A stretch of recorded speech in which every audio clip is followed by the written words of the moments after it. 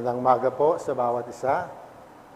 At muli, patuloy ko, inaanyahan po namin muli na tayo tumayong lahat para sa pagbasa po sa teksto na ating binasa kanina, yung verse 18 hanggang 25. Sa sandaling ito, basahin po natin ang verse 24 at 25 na lamang po. Romans chapter 1, verses 24 and 25, sabay-sabay po nating basahin. Therefore, God gave them up in the lust of their hearts to impurity, to the dishonoring of their bodies among themselves, because they exchanged the truth about God for a lie, and worship and serve the creature rather than the Creator, who is blessed forever. Amen. Tayo po manalangin. Dakilang Diyos na makapangyarihan sa lahat, patuloy ka namin pinupuri, dinidakila, niluluwalhati, at patuloy ka namin pinasalamatan o Diyos sa kalayaan muli ng banal mong salita na maahayag sa aming kalagitnaan sa oras na ito. Hinihiling namin, Panginoon, patuloy mo ihanda ang aming mga puso, at kung ano man ang kasalanan aming nagawa, ipagpatawad mo, Panginoon. Hayaan po ninyo, o Diyos, na malaya kaming makalapit sa dakong kabanal-banalan ninyo, upang tanggapin ang pagkapala sa pamagitan ng iyong banal na salita na aming pagbubulay-bulayan sa oras na ito. Ito po, Diyos, ang aming dalangin at pasalamat sa pangalan ni Jesus. Amen. Makaupo na po tayo, mga kapatid. Sa oras na ito po ay magkakaroon din tayo ng isa pang serye ng pag-aaral. Tulad po ng nabanggit lagi ni Pastor L.A., yung serye po ng Apostles' Creed na ating pong hihimay-himayin kung ano yung mensaheng binibigay po ng Apostles' Creed sa buhay ng bawat mananampalataya ni Kristo. Kaya ngayon po ay mag-uumpisa tayo sa unang bahagi po o yung part 1, ika nga, no? So sa Sunday po, hindi ko alam kung ito uli or ibang message. Pero yung Romans po, tuloy pa rin yun. Hindi po mawawala yun, no? So papasok lang po tayo ngayon sa Apostles' Creed upang lubos nating maunawaan kung ano ba yung binibigkas natin before the end of the service, no? At anong kahulugan nito sa ating mga buhay bilang mananampalataya ni Kristo. Kaya mag-uumpisa po tayo sa serye ng Apostles' Creed hanggang sa pagkatapos po, yung eternal life, no? Kung titingnan natin mabuti ang Apostles' Creed, nag-umpisa ito sa in the beginning at nagtapos sa eternal life, no? Yung nilalaman po ng Apostles' Creed. At doon po sa mga nag-take note, marami akong mga banggit na verses po, no? At wala po tayong PowerPoint ngayon, kundi yan lamang po at saka yung isang mamaya papakita dahil yung ginagamit kong laptop ay nag-shutdown na. Kaya sulat kamay po ako, no? Ito talaga yung manuscript. Manuscript talaga. So praise God, no? So bilang pa umpisa po, ang salitang creed ay galing sa salitang Latin word na credo ang kahulugan. Ibig sabihin, na ang kahulugan sa English word po ay I believe. No? Which is yun yung nakita nating unang-unang salita, 2 words sa Apostles' Creed, I believe. Sa ibang kahulugan, I believe and trust. No? Ngayon, ang Apostles' Creed po ay hindi natin makikita sa Biblia. Ngunit ang nilalaman ng Apostles' Creed ay galing lahat sa Biblia. Maliwanag po, no? Ang Apostles' Creed po ay hindi rin isinulat ng mga apostol. Sa halip po na isulat ito 150 years after na mamatay ang mga apostol. At tinawag po itong Apostles' Creed dahil dito din po naitala ang mga itinuturo ng mga apostol. Now, meron din pong tinatawag na Nicene Creed. Ang Nicene Creed po ay universally accepted and recognized statements of the Christian faith na pinagtibay noong AD 325 sa konseho ng Nicaea. Okay? Sa kabuuan po, ang Nicene Creed ay good summary of Christian doctrine in opposition to certain heresies, lalo na ang tinatawag ng mga Arianism. Okay? So, yun po yung tinatawag na Nicene Creed. Apostles' Creed, Nicene Creed. May tinatawag din pong Chalcedonian Creed na ginawa during the Council of Chalcedonia noong taong 451. So itong mga creed na ito po, pag binasa ninyo, palaki siya ng palaki. Palawak siya ng palawak, no? At may tinatawag din pong Athanasian Creed, an early summary of Christian doctrine, lalo na po sa subject ng Trinity, Deity, at humanity ng ating Panginoon Kristo. So ito yung statement of belief po, na nakapokus sa Trinitarian doctrine at Christology. So yun pa yung mga nababanggit tungkol sa Apostles' Creed, Nicene Creed, Chalcedonian Creed, Athanasian Creed, lalo yung Athanasian Creed, no? Ang haba na po niya. Hindi na natin masasaulo siguro yung haba nito, no? Yes, yung confession. So bakit nga po ba nilikha o ginawa ang Apostles' Creed at ano ang layunin nito? Ang Apostles' Creed po ay ginawa bilang direktang pagtugon sa mga maling pananampalataya o heresy upang ipagtanggol o depensahan ang Ebanghelyo ni Kristo at ang Kristiyanong pananampalataya. So itinatag din po ito bilang kabuudan or summary ng pundasyon ng Kristiyanong pananampalataya.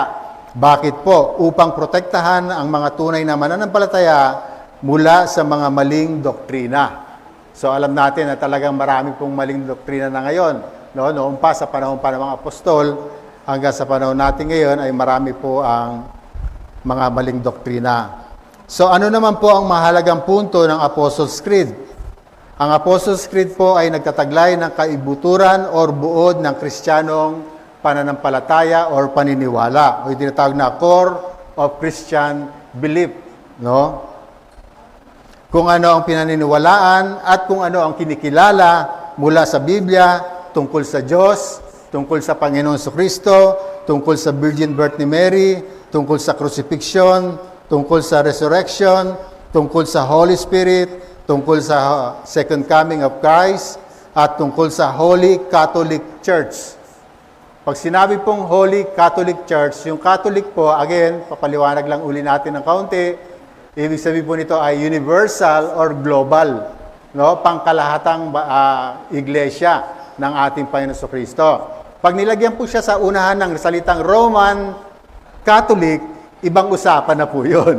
Yun na po yung San Roque. Yun na po yung St. Peter. Yan ay simbahang Katoliko. Taga saan ka ba? Saan ka dumadalo? Diyan sa Roman Catholic Church. O kaya po dun sa Universal Church, which is Kristiyanong pananampalataya o samahan ng mga Kristiyanong mananampalataya ni Kristo. So kaya nababasa po natin pagdating sa I believe in the Holy Spirit, the Holy Catholic Church. Universal po ibig sabihin ng Catholic, no? So ano naman po ang mahalagang aral na matutunan natin sa Apostles' Creed? Ano yung mahalagang aral na matutunan natin? Makakatulong po ang Apostles' Creed upang maturuan ng mga bata, may mga kabataan tayo ngayon dito, at mga bagong mananampalataya, new believer ni Kristo, kung paano mamuhay ng isang buhay na pananampalataya, na may pananampalataya sa Diyos. So kapag itinuturo natin sa mga bata ang kantang, Yes, Jesus loves me, this I know, for the Bible tells me so, ipinapanukala na po natin sa kanila ang creedal statement about Jesus, about His love, about the object of His love, about assurance of His love, and about the nature of biblical authority. Kaya napakahalaga maituro din to sa mga bata at sa mga bagong believers at maging sa mga kabataan. And finally po, ang Apostles' Creed ay hindi ipinanukala or binalangkas para mag-imbento ng pangunahing doktrina, kundi upang protektahan ang tunay na doktrina mula sa Biblia. Ang Apostles' Creed po ang isa sa una at simpleng kapahayagan ng pananampalataya sa kasaysayan ng credo o creeds. Ginawa ang Apostles' Creed upang harapin o tapatan ang mga maling katuruan, lalo na po sa panahon natin ngayon. At ipinahayag nito ang katotohanan ng tiyakan sa isang maayos na paglalarawan o kapahayagan. So ito po ang kapahayagan at katuruan tungkol sa Apostles' Creed na ating pag-aaralan po ang mga nilalaman ng Apostles' Creed. At sa umagang ito, ang ating tatalakayin ay yung unang bahagi po ng Apostles' Creed na I believe in God, the Father Almighty, Creator of heaven and earth. Yan na po yun. I believe in God, the Father Almighty, Creator of heaven and earth. Yan po yung una nating pag-aaralan sa umagang ito bilang unang bahagi ng ating pag-aaralan na Apostles' Creed. No? Pagpalain nawa ng Diyos sa Kanyang salita habang tayo po nakikinig sa Kanyang paliwanag o mensahe. Now, bago tayo dumako po sa kabuuan, gusto ko lang bigyan sandali muna ng pansin yung salitang Almighty. Ang salitang Almighty po ay malaking issue sa Jehovah's Witnesses. Sino po ang dating Jehovah's Witnesses dito? Wala po. Kasi po sa Jehovah's Witnesses, ang katuruan tungkol sa Almighty, si Jehovah ang Almighty at si Jesus ay Mighty. Mighty lang siya. So, ang Diyos na si Jehovah ang pinakamakapangyarihan at si Jesus Christ ay makapangyarihan lamang. Big God, small God. Totoo po yan dahil meron akong Biblia ng Watchtower Bible Society. Yung God po doon sa John 1:1, pinalitan nila ng small g instead of sa capital G pa rin. Di ba? Di ba? Yun ang lagi natin nababasa sa Biblia. Pag salitang Diyos, capital G. Kaya sa kanila po, ang Almighty lamang yung kanilang kinikilala at hindi si Jesus dahil si Jesus ay mighty lamang. Lalo na sa Holy Spirit. Ang Holy Spirit sa kanila ay active force lamang, isang puwersa. No? Pero sino nga ba si Jesus Christ? The Almighty ba siya? Mighty ba siya? Or both? No? Sabi sa Isaiah 44 verse 6, "This is what the Lord says, Israel's King and Redeemer, the Lord Almighty." So tumutukoy siya kay Jehovah talaga, no? Pero may karuktong yung Isaiah 44 verse 6. Ang sabi sa karuktong, "I am the first and I am the last. Apart from me, there is no God." Almighty siya at may binanggit siyang I am the first and the last. Na pagdating sa Revelation chapter 1 verse 8, binanggit din mismo ng Panginoong Yesus mismo, siya mismo, ang sabi niya sa Revelation 1:8, "I am the Alpha and the Omega, says the Lord God, who is and who was and who is to come, the Almighty."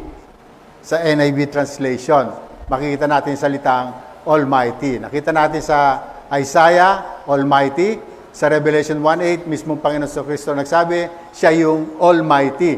Siya yung Alpha at Omega.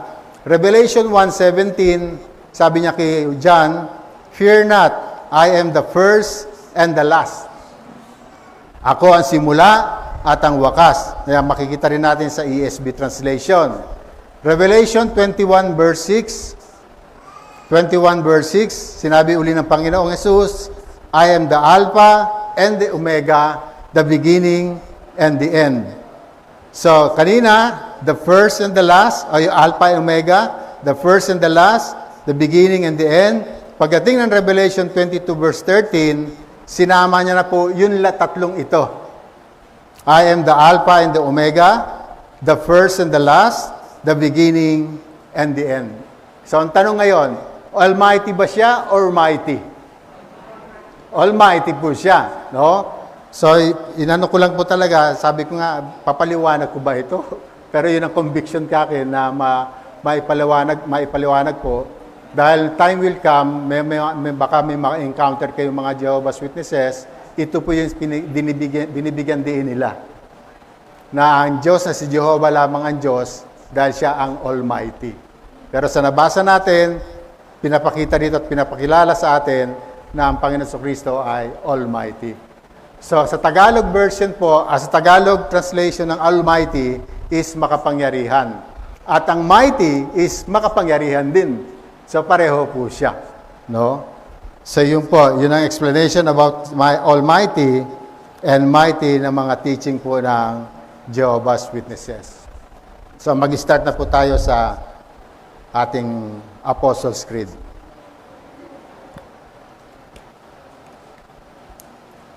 Ano po yung first two words ng Apostles' Creed? I believe, no? Sa panahon po natin ngayon, marami na pong mga churchgoers sa buong mundo ang patuloy na binibigkas ang sinaunang simbolismo ng Kristiyano, ang Apostles' Creed. Nagsimula ang Apostles' Creed sa simpleng pananalita na I believe. No? Ang salitang I believe, tandaan po natin, is a very powerful declaration or statement. It is not the same as saying I know, I think, or I feel. Hindi po siya ganun, no? To say I believe, kung sabihin natin I believe o naniniwala ako, means that you are making a personal commitment to the truth. Tama po ba? Ipinapahayag mo ang personal na pagtalaga mo sa katotohanan ng salita ng Diyos. Ang tanong ngayon, do we actually believe that what we profess? Talaga bang pinaniniwalaan natin kung ano yung ating ipinapahayag? Kung sabihin natin, yes, you say you believe in God, but what do you believe about God? Ano naman ang paniniwalaan mo tungkol sa Diyos? So maraming tao po sa mundong ito ang hindi naniniwala na mayroong Diyos. Sangayon ba kayo? Maraming tao po hindi naniniwala na mayroong Diyos. Maraming tao po sa mundong ito na ang naniniwala pa rin sa evolution theory, no? Or palagay, kuro-kuro, paliwanag, o yung tinatawag na Big Bang, no? So ganito po ipinaliwanag ng mga astronomers at mga scientists kung paano nagsimula ang universe. Sabi po nila sa kanilang paliwanag, it is the idea that the universe began as just a single point, then expanded and stretched to grow as large as it is right now, and it is still stretching. Lumaki daw po na mas malaki tulad ng kung ano siya ngayon at patuloy na lumalaki. Yun ang paliwanag po nila sa universe, sa kung saan nagsimula ang universe. Sa Oxford Dictionary, ganito po ang definition. The process by which different kinds of living organisms are thought to have developed, nabuo siya, lumaki siya, and diversified, iba-iba, from earlier forms during the history of the earth. Isa daw pong proseso ito na iba't ibang uri ng living organism na nabuo at iba-iba mula sa mas maagang anyo sa panahon ng kasaysayan ng mundo. Ngayon, sa isang Tagalog na kapaliwanagan, ganito po ang paliwanag. Tanong ko lang muna, ano sa Tagalog ang evolution? Evolution din ba? Pero dito po sa ni-research ko po, kasunlaran. Hindi ko lang alam kung ano yung kasunlaran. Pero sa Tagalog, kasunlaran po siya or evolution. Pero ito yung paliwanag po sa Tagalog. Ang kasunlaran o evolution ay ang pagbabago sa mga namamanang katangian ng mga populasyon ng mga organismo sa loob ng mga sunod-sunod na henerasyon sa paglipas ng mahabang panahon. Ang evolution ang paliwanag na tinatanggap sa agham. Anong agham? Science. Ng paglitaw ng mga magkakaiba, ngunit magkakaugnay ng mga anyo ng buhay sa mundo. So yun po yung mga paliwanag nila. No? Ilan lamang ito sa mga maling kapaliwanagan nila sa kung paano nagsimula ang lahat sa mundong ito at sa puntong ito ay sino ang ating paniniwalaan. Ang turo ng tao o ang turo ng salita ng Diyos, ang Biblia. Saan tayo? Sa Bible po tayo, no? Salita ng Diyos. Ang salitang I believe ay lagi natin itong maririnig at mababasa anuman ang kaugnay na kahulugan o anuman yung context. At ang Diyos po, no? Ang Diyos sa kanyang walang hanggang karunungan ay hindi lamang siya lumikha sa atin ng kakayahang maniwala, kundi binigyan niya rin tayo ng pagnanasa upang magsaliksik, magsuri at maghayag ng ating paniniwala mula sa salita ng Diyos. Hindi lang tayo binigyan ng kakayahang maniwala, kundi magsaliksik din tayo, magsuri din tayo, maghayag din tayo ng ating paniniwala mula sa salita ng Diyos. Okay? Binigyan niya din tayo ng Diyos ng kasabikan, suriin ang katotohanan tungkol sa lahat ng bagay na inihayag sa atin ng Diyos mula sa Biblia. Kaya talagang sola scriptura po talaga ang ating panghahawakan upang hindi tayo maligaw ng mga maling katuruan. Ngayon, maging ang mga self-proclaimed atheists. Ano yung mga atheists? Mga hindi naniniwala sa Diyos. Pero ako, naniniwala ako na sila'y naniniwala na mayroon talagang Diyos. Di ba? Meron talagang Diyos sa pamamagitan ng kung ano ang pinahayag ng Diyos tungkol sa kanyang sarili sa paglikha. Ipinahayag din ng Diyos sa lahat ng tao na sila ay nilikhang kawangis ng Diyos. Hindi kawangis ng unggoy. Payag kayo nun? Galing tayo sa unggoy, na-develop lang kaya nagmukhang tao na tayo ngayon. Siyempre, hindi tayo mapayag. Di ba? Mas pogi tayo, mas maganda tayo sa unggoy. Lumakad na nga lang, hindi tayo ganun lumalakad. Okay?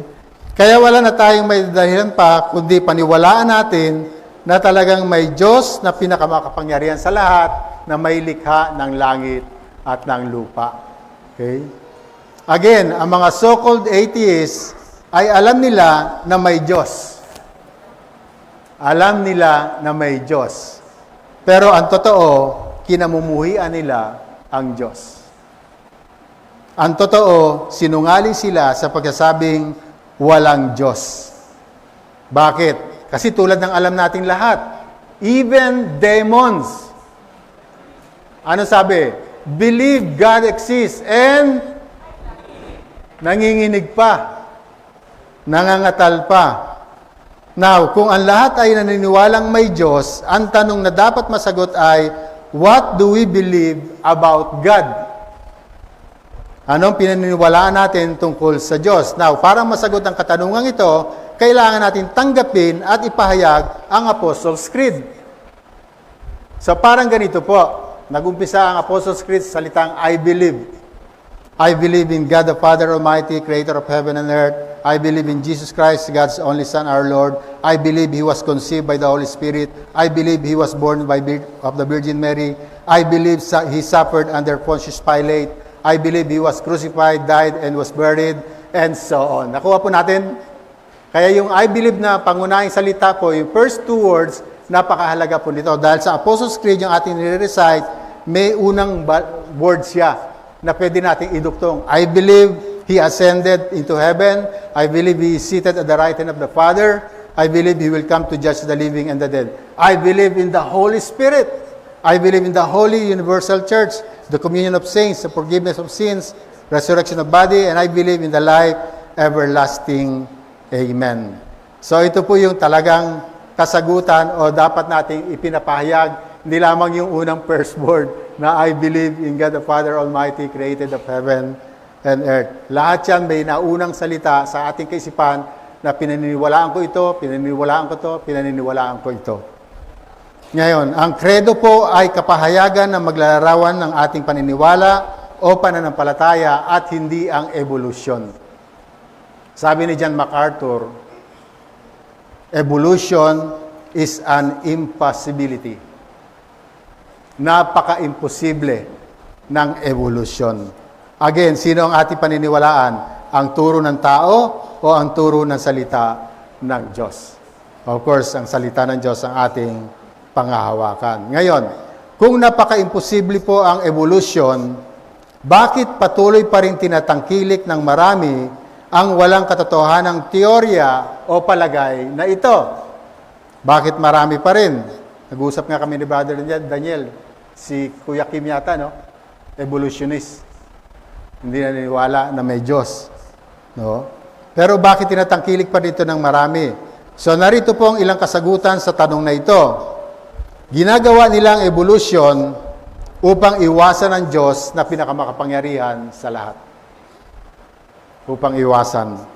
Ginagawa nila ito upang iwasan ang kautusan ng Diyos. Ginagawa nila ito upang tulaking palabas ang Diyos sa buhay nila. Ginagawa nila ito upang iwasan ang pamantayan o standard ng Diyos. Ginagawa nila ito upang iwasan ang kalooban ng Diyos sa buhay nila. Ginagawa po nilang evolution upang iwasan ang banal na salita ng Diyos. Ginagawa nila ito upang iwasan ang kahatulan ng Diyos na darating na, malapit na. At marami pang iba kung bakit po nila ginawa ang evolution. Ang tawag po ng isang scientist at author na si Henry Morris sa teorya ng evolution ay the long war against God. Mahabang digmaan laban sa Diyos. At ito po ay totoo. Hanggang ngayon makikita po natin yan at nababalitaan natin. Kaya naman ang sabi sa Psalm 14 verse 1, the fool says in his heart, there is no God. No? Wala namang Diyos, ang sabi ng hangal sa kanyang sarili. Ang tanong ngayon, bakit nila sinasabing walang Diyos? Bakit nila, kanina itinuturo, bakit ngayon sinasabi nilang walang Diyos? Because they love sin and they love darkness. Mahal nila ang kasalanan at mahal nila ang kadiliman because their deeds are evil. Dahil ang kanilang mga ginagawa ay masasama. That's the one reason po kung bakit sinabi niyang walang Diyos. Kasi they love sin and they love darkness. And their deeds are evil. They refuse to worship God. Tumatanggi silang sambahin ang ating Diyos. They refuse to submit to God's word or God's law. Hindi nila kinikilala ang banal na salita ng Diyos, ayaw nilang magpasakop sa kautusan ng Diyos, kaya sinasabi nilang walang Diyos para wala silang maidadahilan. No? So evolution is a long war against God. Listen to this po. It is designed to attack the Creator and His glory. It denies His authority over the universe of man. It denies His glorious revelation in Scripture. Tinatatwa nito yung maluwalhating kapahayagan sa banal na kasulatan. It denies the dignity of man. Tinatatwa nito yung kadakilaan ng tao. It denies the image of God in man. Yung imahe ng Diyos sa tao, tinatatwa po nila. Evolution was invented in order to kill the God of the Bible. Yan po ang gawain ng evolution. Bakit tayo napunta dyan? Kasi pinag-aaral natin yung Creator na lumikha ng langit at lupa. Hindi siya isang Big Bang or evolution theory. No? Ngayon, sa Romans chapter 1 verse 18, dito na po tayo po-focus sa ating teksto. And the following verses po, makikita natin na ang long war against God na paulit-ulit na binabanggit. Sabi sa Romans 1:18, nahahayag mula sa langit ang puot ng Diyos laban sa lahat ng kalapastanganan at kasamaan ng mga taong dahil mismo sa kanilang kasamaan ay hinahadlangan ang katotohanan. Ang tanong, ano ang katotohanan? Ano ang katotohanan binanggit dito? Ang katotohanan po ay maliwanag na ating nakikita na ang Diyos ay ang may likha ayon sa tekstong ating binasa kanina. No? Ang katotohanan po, ang Diyos ang malilikha. Pero nakakalungkot po, pinipigilan o hinahadlangan ng tao ang katotohanan tungkol sa dakilang manlilikha. Men suppress the truth. No? Pinipigilan po nila, hinahadlangan nila ang katotohanan na meron talagang Diyos na manlilikha at Diyos na lumikha ng langit at lupa. Romans chapter 1 verse 20, mula pa ng likhain ng Diyos ang sanlibutan, ang kanyang likas na hindi nakikita, ang kanyang kapangyarihang walang hanggan, at ang kanyang pagka-Diyos ay maliwanag na inihayag ng kanyang mga ginawa, kaya't wala na silang maidadahilan pa. Paglabas lang natin dito di ba? Nakikita na natin yung creation ng Diyos Lalo na kung ikaw bumibiyahe sa malalayong lugar sa probinsya, kitang-kita mo yung creation ng Diyos. At kitang-kita talaga natin na meron talagang Diyos. Kaya sabi sa 1:20, wala na silang maidadahilan pa. Kaya nga pagmasdan mo ang paglikha sa mundong ito at makikita mo ang invisible attributes ng Diyos. Pagmasdan mo ang paglikha sa mundong ito at malalaman mo na may Diyos na pinakamakapangyarihan sa lahat. Pagmasdan mo ang paglikha sa mundong ito at makikita mo ang walang hanggang karunungan ng Diyos. Yung The Champion, maganda panoorin yun eh. Yung bata, yung tao, paano nagsimula ang tao. Research nyo po sa YouTube, yung Champion po, no? Kung paano po nabubuo ang tao. Kaya makita natin dito ang walang hanggang karunungan ng Diyos. Pagmasdan mo ang kalawakan at makikita mo ang kagandahan ng kanyang mga nilikha sa kalawakan. Gusto nyo maglakbay muna tayo sa kalawakan? Para makita natin yung nakukuha na ng picture ng Hubble telescope at saka yung isa, yung James. Katukayo mo yun. Sige po. Tingnan lang natin sandali po. Ayan po. Kita ba ninyo? Tingnan natin. Sige po. I-ano natin. Mga 1 hour, panoorin natin po. Next line. Yan po yung sa universe, no? Tuloy-tuloy na sis. Para makita natin. Mga 100 picture po yan. Tignan natin sandali. Maglakbay muna tayo sa universe, ang mga nilikha ng Diyos.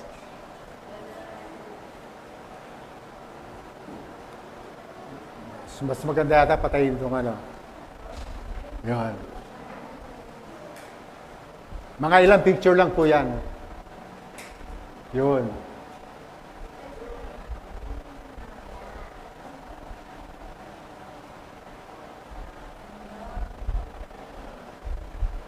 Sa universe po yan.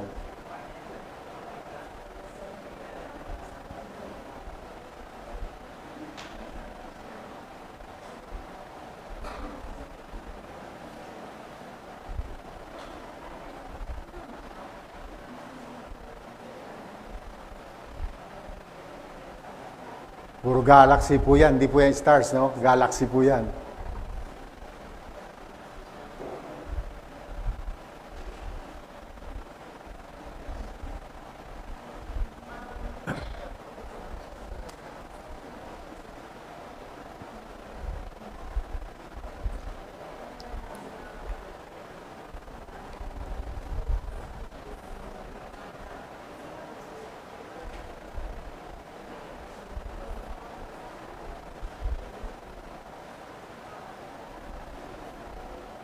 Wow.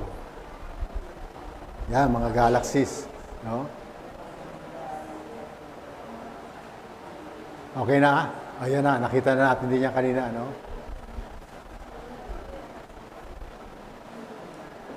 So, okay na po. Okay na, maliwanag po. No? Na nakita natin po ang galaxies. No? Now, sa isang galaxy po, magkano muna tayo sa science. There are billions of stars sa isang galaxy lang po. Pero yung kuha ng picture po ng NASA o ng Hubble telescope, there are billions or maaring trillions din po na galaxies. So sa galaxy na lamang po, sa isang galaxy, there are billions of stars. There are trillions of galaxies. At patuloy pong nakakapagpadala ng picture ang Hubble telescope sa NASA. No? So kung gusto niyo po makakuha ng kopya niyan, maya po andun po sa kila Sister Del po. No? So sa mga nakita natin ngayon na galaxy o sa kalawakan, ang tanong, sino ang may likha nito? Big Bang ba siya? Evolution ba siya? So ang Diyos po ang may likha ng lahat ng ito. Tama po ba? At walang iba makakagawa niya, kundi ang Diyos na pinakamakapangyarihan sa lahat. Kaya anong sabi sa Romans chapter 1 verse 21? Kahit na alam na nilang may Diyos, siya'y hindi nila pinarangalan bilang Diyos ni pinasalamatan man, sa halip, naghaka-haka sila ng mga bagay na walang kabuluhan, kaya't nagdilim ang hangal nilang pag-iisip. So makita natin dito na kahit na alam nilang may Diyos, may likha ng langit at lupa, sabi po sa ating binasa, siya'y hindi nila pinarangalan ni pinasalamatan man. Sa halip, ano sabi? Naghaka-haka sila ng mga bagay na walang kabuluhan. Ano yung naghaka-haka? Nag-imbento. No? Naggawa sila, naghula sila. Ito siguro ang Diyos. Ganito siguro ang Diyos. No? So, naghaka-haka sila ng mga bagay na walang kabuluhan.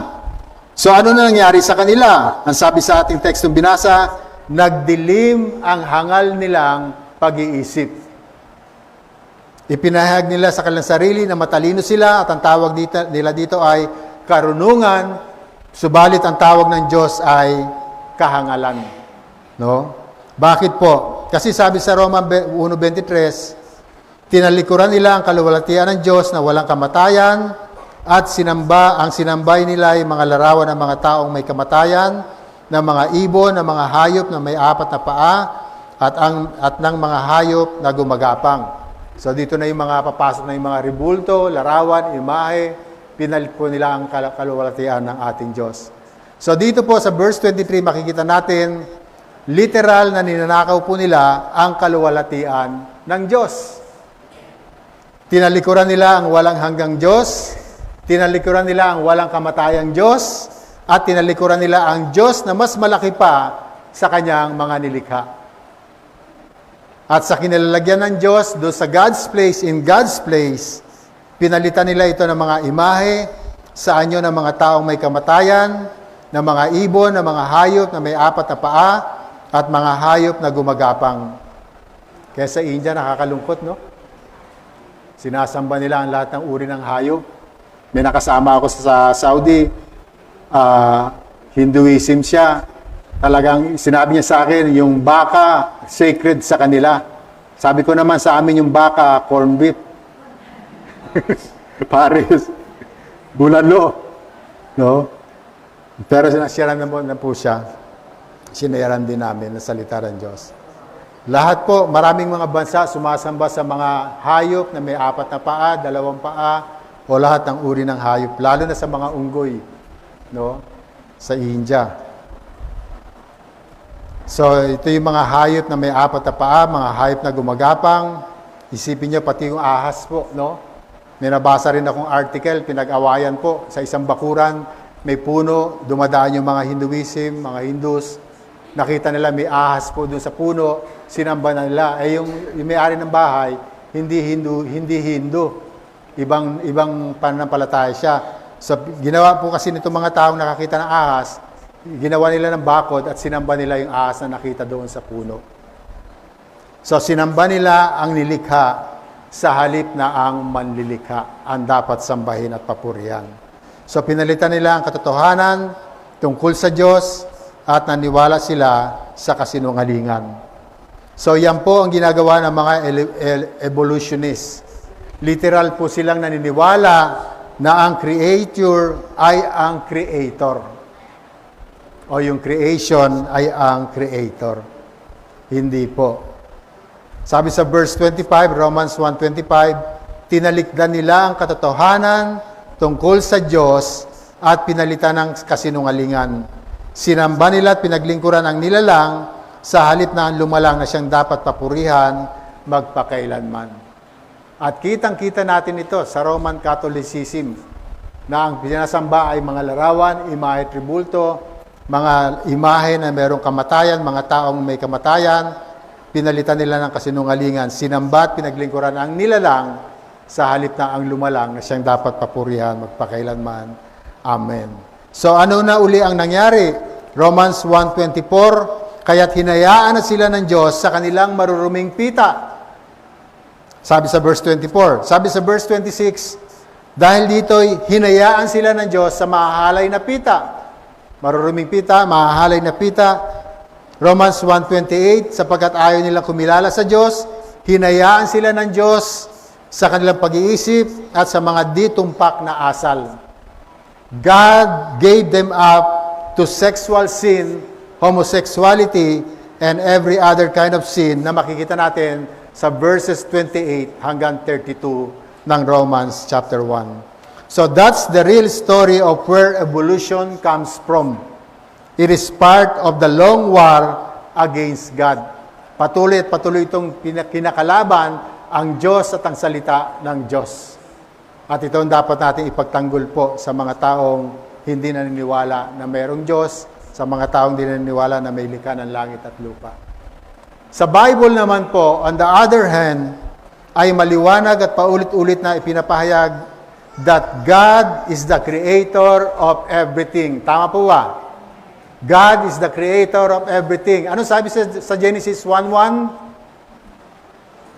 In the beginning, God created the heavens and the earth. So napakaliwanag po ng ating nabasa at hindi po natin ito mapag-aalinlangan. Clear and unmistakable. God created heavens and earth. Nilikha ng Diyos ang langit at ang lupa. Now, punta po tayo sa John chapter 1, verse 1 to 3. Sa John chapter 1, verses 1 and 2, ano pong sabi? In the beginning was the Word, referring to Jesus Christ. And the Word was with God, and the Word was God. Verse 2, He was in the beginning with God. No? And John 1:3, verse 3, all things were made through Him, or all things came to being by Him, and without Him, apart from Him, anong sabi po? Was not anything made that was made.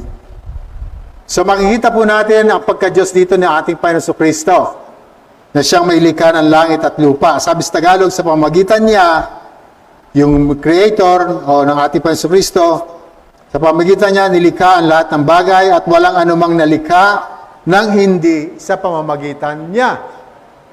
Genesis, in the beginning, John 1:1, in the beginning, sa makikita natin ang pagka-Diyos ng ating Panginoong Jesucristo. So maliwanag po na makikita natin na walang evolution sa John 1:3. Dahil ang sabi uli sa John 1:3, all things were made through Him, and without Him was not anything made that was made. Hebrews chapter 11, verse 3. Hebreo 11:3, dahil sa pananampalataya, nauunawaan natin na ang sanlibutan ay nilalang sa pamamagitan ng salita ng Diyos at ang mga bagay na nakikita ay mula sa mga hindi nakikita. Mga bagay na nakikita at hindi nakikita. Colossians 1:16, for by Him all things were created, in heaven and on earth, visible and invisible. So, ibig po sabihin ng all things were created, mga bagay na nag-i-exist sa kalawakan, in the heavens, at ang pangalawa ay on the earth, ibig sabihin mga bagay na nakikita natin sa mundong ito. So, ibig sabihin po, lahat ng mga bagay na sa labas ng mundong ito, at lahat ng mga bagay na nasa mundong ito, ay nilikha niyang lahat. In heavens and on earth po. He created everything, visible and invisible. Nakikita natin ang mga bundok, tama po ba? Nilikha niya pong lahat yan. Nakikita natin, visible. Ang hangin, nakikita ba natin? Hindi natin nakikita ang hangin, pero nilikha niya ang hangin. Invisible. So, He created everything, visible and invisible. Sa awit 104, makikita din po natin dito ang Diyos bilang manlilikha. Awit 104, verse 3, ang sabi po, babasahin ko na lang po, sunod-sunod, no? Awit 104, verse 3, ang ginawa mong tahanan ay ang tubig sa itaas, ang karo mong sinasakyan ay papawiring ulap, sa pakpak ng mga hangin ay doon ka lumalakad. Yan po yung ating Diyos na manlilikha. No? Verse 5, same chapter, ikaw na rin nagtayo ng saligan nitong lupa, matatag na ginawa mo't hindi ito mauuga. Verse 10, anang awit 104, lumilikha ka ng ilog na patungong kapatagan. Sa gilid ng mga burol, umaagos na marahan. Verse 24 ng awit 104, sa daigdig, ikaw, Yahweh, kay rami ng iyong likha. Pagkat ikaw ay marunong, kaya ito ay nagawa. Sa dami ng nilikha mo'y nakalatan itong lupa. So siya rin po ang lumikha ng lahat na nakikita natin sa lupang ito. Punta tayo sa Isaiah. Sa Isaiah, ganito po ang ating mababasa. Isaiah 40 verse 28, 40:28. Hindi ba ninyo nalalaman? Hindi ba ninyo naririnig na itong si Yahweh ang walang hanggang Diyos, ang siyang lumikha, sabihin natin lumikha, ang siyang lumikha ng buong daigdig. Hindi siya napapagod, sa isipan niya ay walang makakaunawa. Siya ang lumikha po ng lahat. 42 verse 5 ng Isaiah, ang Diyos na si Yahweh ang lumikha ng kalangitan. Nilikha rin niya ang lupa at nagbigay buhay sa lahat ng bagay dito sa daigdig.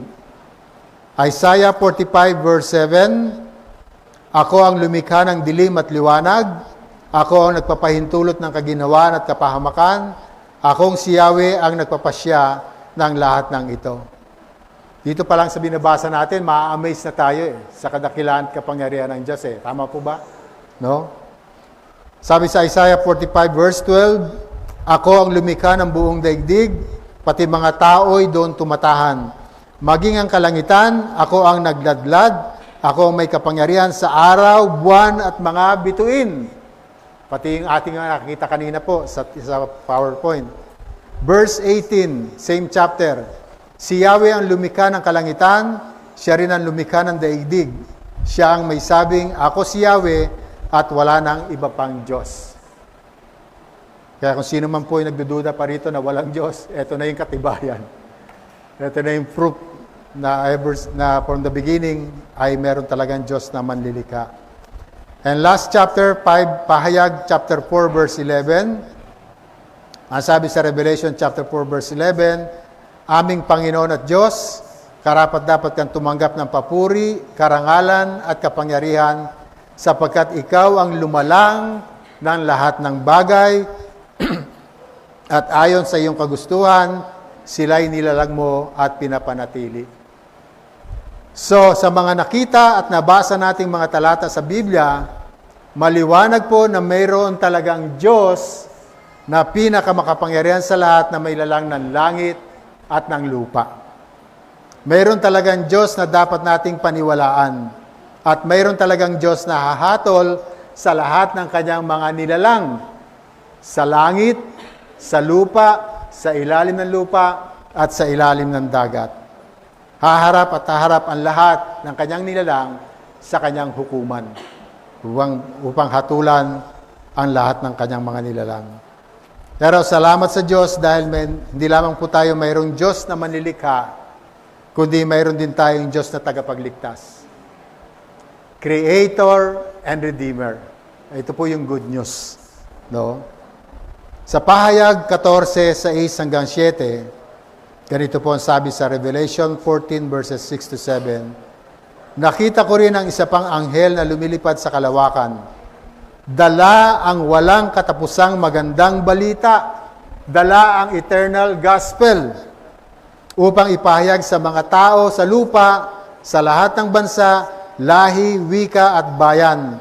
Sinabi niya ng malakas, matakot kayo sa Diyos at luwalhatiin ninyo siya sapagkat dumating na ang oras ng kanyang paghatol. Sambahin ninyo ang Diyos na lumikha ng langit, lupa, dagat, at mga bukal ng tubig. So narito po sa Revelation 14 verse 6 to 7, ang mensaheng ipinapahayag ng anghel sa lahat ng bansa, sa lahat ng lahi, sa lahat ng wika, at sa lahat ng bayan. Fear God and give Him glory. Or fear God and worship Him. Ito po ang mensahe. Matakot ka sa Diyos at bigyan mo siya ng kaluwalhatian or sambahin mo siya. Bakit po? Because the hour of His judgment has come and worship Him. Sino yung Him na ito? Him who made heaven and earth, the sea and the springs of water. Walang iba kundi ang ating Panginoong Hesukristo. So the angel will preach the gospel at ang ebanghelyo po ay ito. The Creator has become our Redeemer and that the Redeemer is none other than the Creator who created everything. Sino yon? Ang Panginoong Jesucristo. Ulitin ko po uli. The Creator has become our Redeemer and that the Redeemer is none other than the Creator who created everything. Walang iba kundi ang ating Panginoong Jesucristo. Sa Gawa 14 po, makikita natin na sina Pablo at Barnabas ay nangangaral po ng Ebanghelyo ni Kristo sa Listra, na kung saan may mga tao po doon na sumasamba sa mga Diyos-Diyosan. Habang nangangaral po si Pablo, mayroon pong isang lumpo na nakatingin sa kanya. At nang makita ito ni Pablo, tinitigan niya ito at malakas na sinabi, "Tumayo ka ng tuwid," at lumukso ang lalaki at nagpalakad-lakad. Okay? So, may himalang nangyari po. Ngayon, nang makita ng taong bayan ang ginawa ni Pablo, sumigaw sila at ang sabi, "Nanaog sa atin ang mga Diyos sa anyong tao." At binalak nilang sambahin si Pablo sa pamagitan ng pagdala ng mga toro at saka yung bulaklak po, no, na isasabit sa kanila. Kaya ang sabi ni Pablo sa Gawa 14:15, "Mga Ginoo, huwag ninyong gawin iyan, mga tao rin kaming katulad ninyo. Ipinangangaral namin sa inyo ang magandang balita upang talikuran ninyo ang mga walang kabulang bagay na iyan at manumbalik kayo sa Diyos na buhay na lumikha ng langit, lupa, dagat at lahat ng naroon." So ito rin po yung pinangaral ni Pablo sa Atenas, na kung saan nakita naman niya marami ring mga Diyos-Diyosan at meron pa siyang nabasa na sa Diyos na hindi nakikilala sa chapter 17 verse 23. Kaya ang sabi niya sa verse 24 ng chapter 17 ng Gawa, "Siya ang gumawa ng sanlibutan at lahat ng naririto, siya ang Panginoon ng langit at ng lupa, hindi siya nananahan sa mga templong ginawa ng tao." So muli po, chapter 14 and chapter 17, makikita natin sa pangangaral ni Pablo ang Diyos na pinakamakapangyarihan sa lahat, na may lalang ng langit, lupa, dagat, at mga bukal ng tubig. So God created everything, and everything that exists, God created. No? Nilikha ng Diyos ang lahat ng bagay, at lahat ng bagay na nananatili, ang Diyos ang lumikha. Kaya ulit, sa Biblia, makikita natin na paulit-ulit pong ipinapakita sa atin na ang Diyos ay ang manlilikha. At kung hindi mo ito pinaniniwalaan, then marami kang mga bagay na hindi mo pinaniniwalaan sa Biblia. Dapat tayo magkaroon ng pananampalataya, paniniwala sa manlilikha at kasunod ng paniniwala sa salita ng Diyos.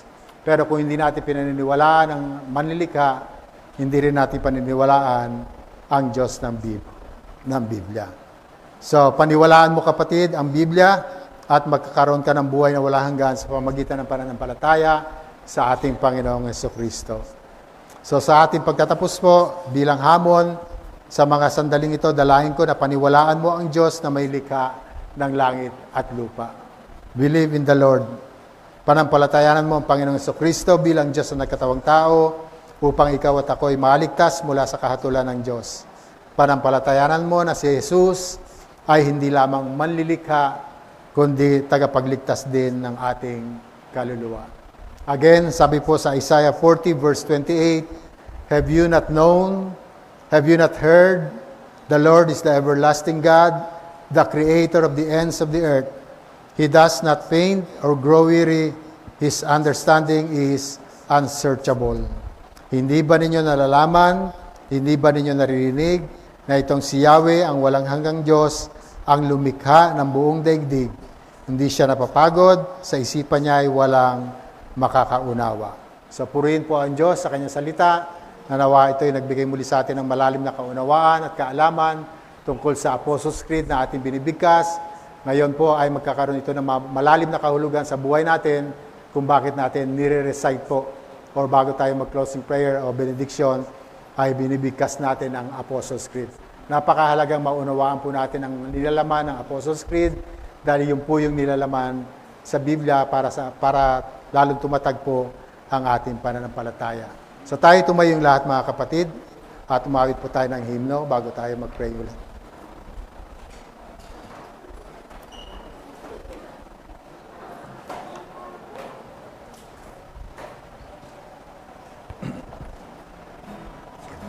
Thank you po.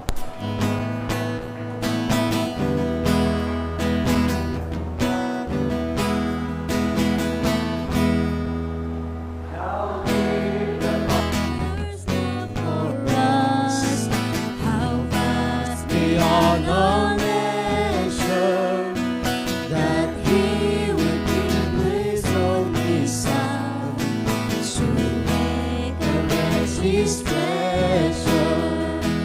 How great the pain of searing loss! The Father's turned His face away, as those which were the chosen one bring many sons to glory. Behold the man upon the cross, my sin upon His shoulders.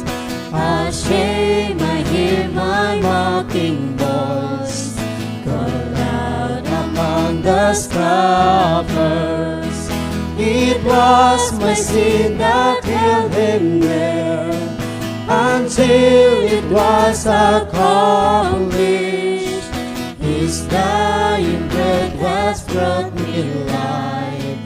I know that it is finished.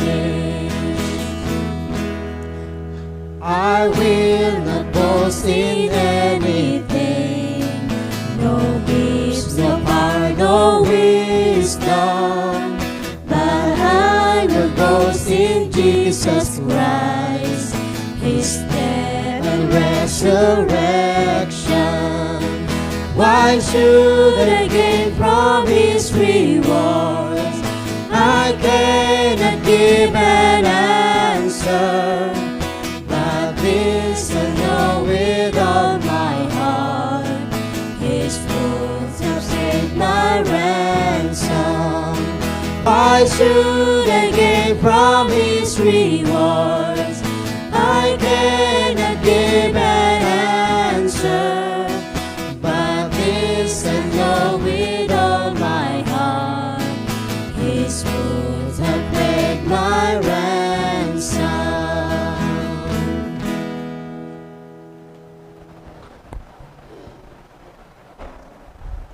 Tayo po'y manalangin.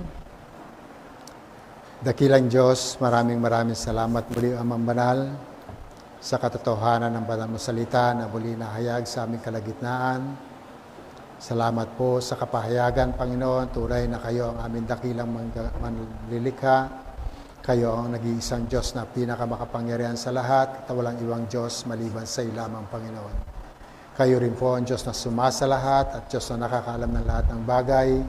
Kayo rin po ang Diyos ni Abraham, ni Isaac at ni Jacob. Hindi kayo nagbabago, tapat po kayo, Panginoon. You are the same yesterday and forever.